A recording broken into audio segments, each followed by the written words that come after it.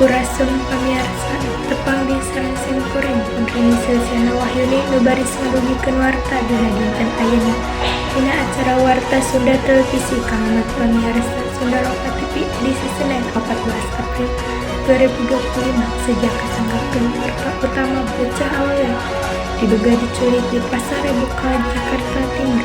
Pamirsa nu dipikah hormat seorang budak awewe geus 14 tahun ngaranna Eva warga Pasar Rebuka Jakarta Timur diduga parantos diculik ku tetanggana sorangan.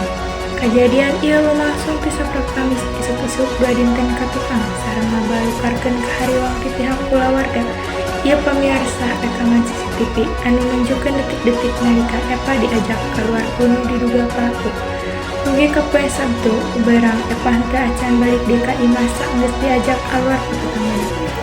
Pelaku disangka cicing di kontrakan nu pas diajak meuli buah jeung kadaharan ka pasar ku pelaku.